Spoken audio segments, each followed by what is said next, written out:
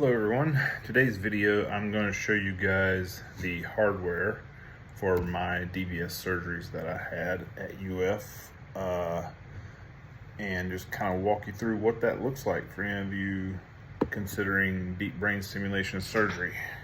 As I chronicled in the last video, been having some issues post-surgery that I hadn't really counted on. One thing I'm trying to do now is I'm going to do a program change to an older program that I had at the beginning of calibration sessions in hopes that it'll alleviate some of the newfound dystonia that I have on my right foot. Basically, if you picture your feet and the toes like this, normally mine are like this, and it's on the right foot. It's gotten to the point where it's really painful.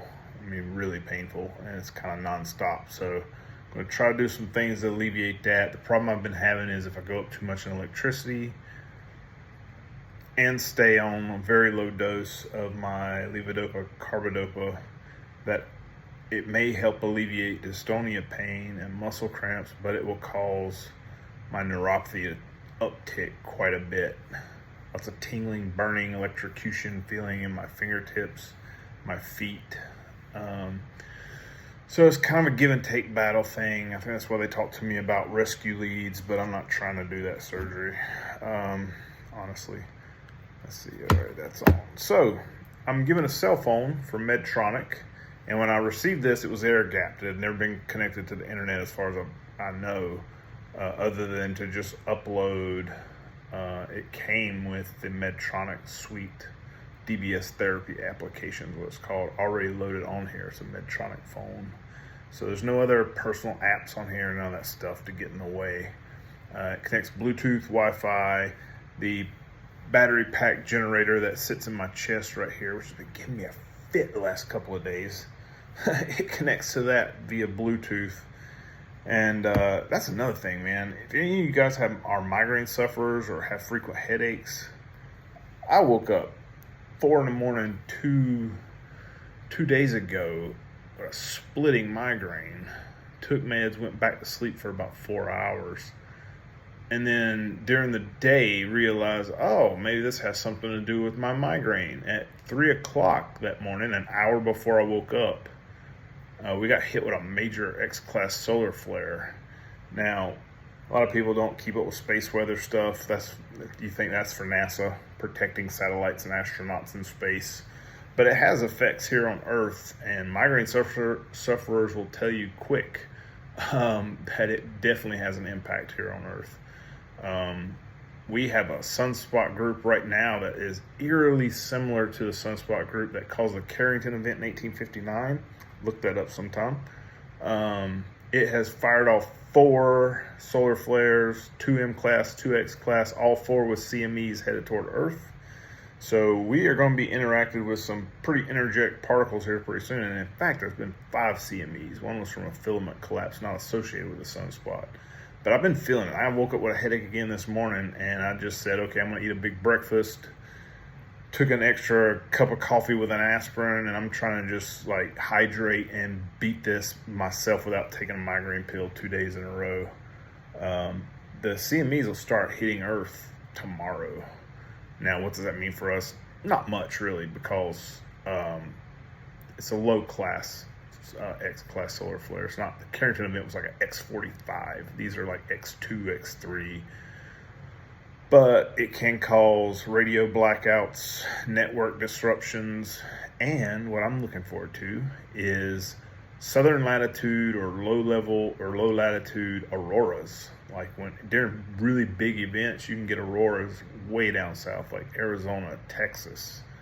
So it'd be interesting to see if anyone, say south of Iowa, sees auroras tomorrow night. Anyway, that was a little tangent. I'm going to hit open on my DBS software. It's going to do its thing and try to connect.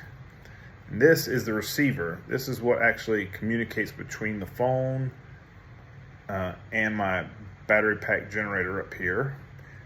Open up the application and you just got connect and events. I'm going to hit connect while holding this receiver close to my generator or battery pack. I'm trying to connect right now. This might take a little while. I had already powered up the cell phone because it takes it a minute or two because I don't use it that often. This is not something you're going to do all the time, right? I'm doing this because I have a specific thing that I want to try for symptoms and symptom relief. Yeah, there we go. See, it says communicating with device, and now it's communication in progress. Oh, and there we go. There's my screen. So that's good. I can set that down. Therapy on. Let's go to the therapy button. And here you'll see that I am in group C, 1 on the left and 0.6 on the right. Now, what does that mean? 1 on the left. My onset of symptoms happen on the left side of my body, which means it's my right hemisphere that's affected the most.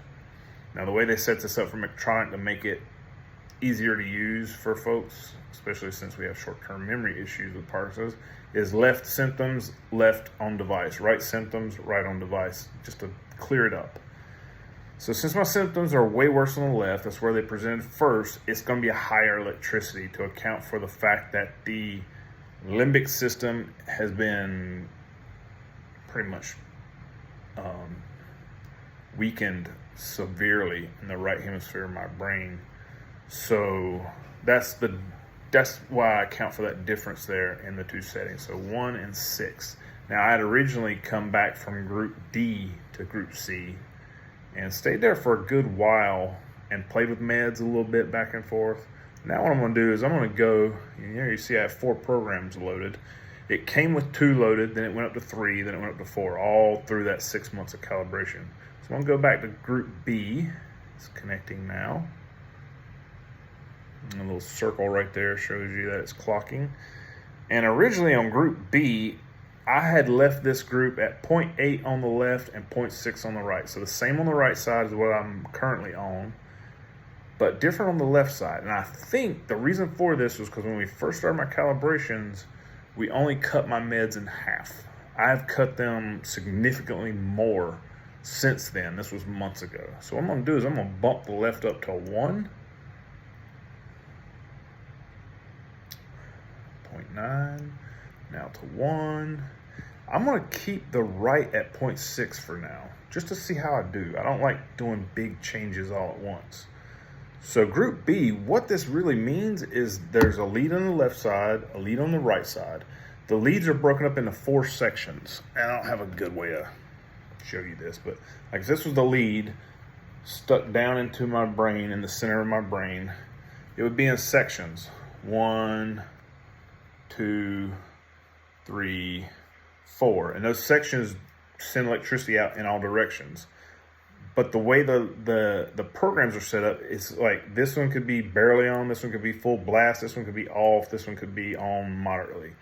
And each program has a different direction and different segment that is energized, if you will, or sending out those electrical pulses. So that's why you have the difference in B, C, A, D. It's just a matter of how much electricity from which section of the lead and in which direction and which location of the brain that you're actually providing that electricity to. All right, so that is done. And that's it. I mean, you can see here, new program setting, group B, 1 and 6. This communicated and sent the update directly to the generator battery pack. Now I can just go home, and that's it. I'll power this off. I literally use this for nothing other than software updates for my programs. That is it. Oh, good. Battery power still good. And when I say battery power, I'm not talking about the phone, I'm talking about this battery. It says it has over 8 years of life left, which is perfect. I'm not trying to have any more surgeries sooner than I need to. And then I turn off the communicator. Basically, you press and hold until you see what they call the fireworks. That means it's going off, and it just shut off. And it comes in a handy dandy little Medtronic case like this, and you're given a medical card. I won't show that. It's got personal information on there. That way when I go through airport security like police stations, city halls, that kind of thing, I can show the card, or I can just be like, hey, I got a pacemaker. I don't go through the whole rigmarole of, I've had DBS. What's DBS? And then I got to tell them what that is and explain it to them. I just say pacemaker. They get it. They wave me through. Wand me down with a little personal handheld wand, which is not going to disrupt the output of the either the leads in my head or this generator battery pack, which is the most important thing.